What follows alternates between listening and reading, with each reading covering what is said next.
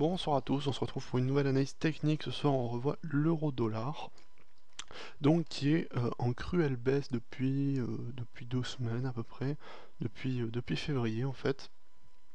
Alors c'était pas le scénario auquel je m'attendais, hein, j'étais plutôt haussier sur l'ensemble, sur l'euro-dollar. Alors j'ai essayé de garder les configurations graphiques que j'avais mis la dernière fois, donc pour restituer un peu l'idée. Alors ici c'était pour montrer le TE inversé, ici avec la cassure et le pullback ici, accentué d'une accélération haussière importante. Et donc moi mon scénario était plutôt haussier avec le pullback déjà réalisé, donc une continuité de la hausse. Cependant on a eu une très forte accélération haussière sur la période de janvier en fait, qui se solde par une correction baissière sur février, donc échec.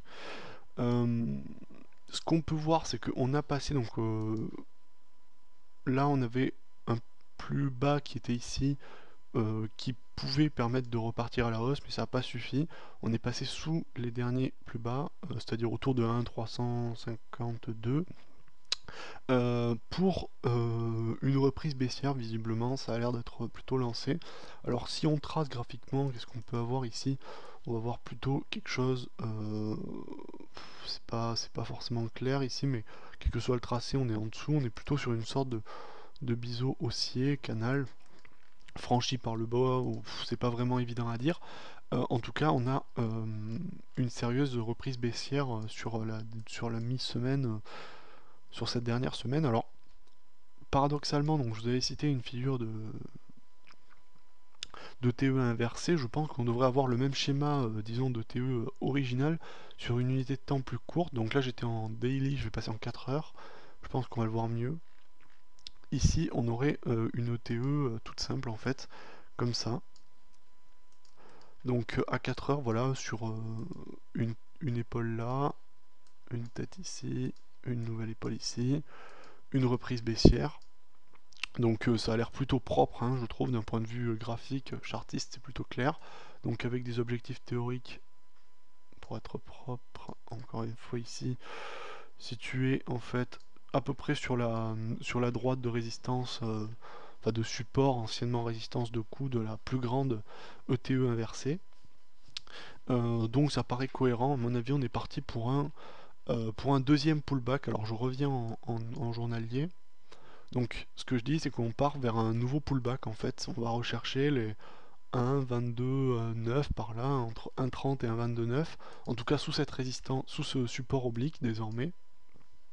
Je pense qu'on est plutôt, voilà, on est plutôt parti pour ça. Alors ça remet pas en cause le scénario haussier que j'ai donné, mais pour moi, l'euro-dollar maintenant va plutôt partir sur un cycle baissier de peut-être une semaine ou deux, pas plus à mon avis. Je pense pas qu'on soit parti vraiment vers une reprise de fond baissière, parce que bon, si on regarde sur le graphique ici moyen long terme, si on va un peu plus loin, il n'y a pas de, y a rien pour qui nous donne une baisse finalement générale, puisqu'on est plutôt au centre du canal général, je dirais. Euh, on a fait une incursion au-dessus, ici, au-dessus de 1,300, 1,35. Maintenant, il y a une correction baissière qui s'effectue suite aux fortes accélérations. Elle va peut-être être plus importante que prévu. L'euro, bon, il y a peut-être que les stats US sont un petit peu meilleures que celles euro, mais bon, c'est pas exceptionnel. Les PMI européens ne sont pas terribles, ils restent en dessous de 50.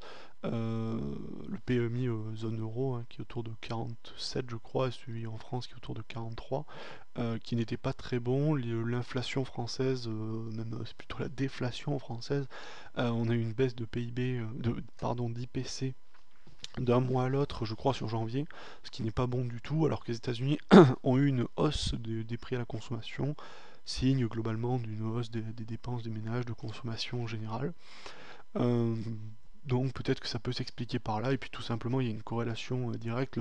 L'euro-dollar, donc l'euro s'apprécie face à pas mal de devises, donc les exportations européennes diminuent, donc il y a une espèce d'effet de balancier, hein. Plus, si ça commence à s'échauffer, eh bien ça refroidit tout seul finalement. Bon, ça dépend du marché, de la conjoncture, mais dans quelque chose d'assez stable.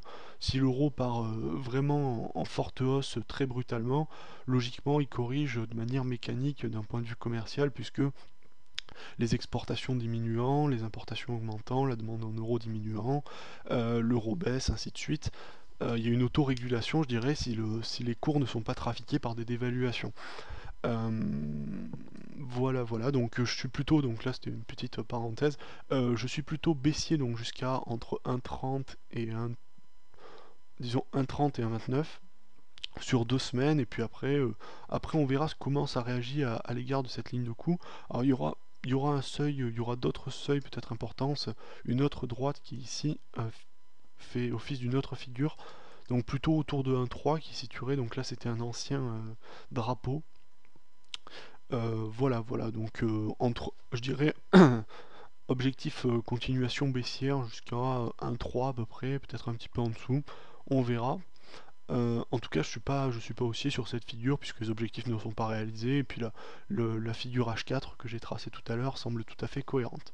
Par contre, on peut avoir un petit pullback sur cette figure H4, un petit soubresaut en début de semaine prochaine, qu'il ne faudra pas nécessairement prendre en considération, mais seulement comme un pullback.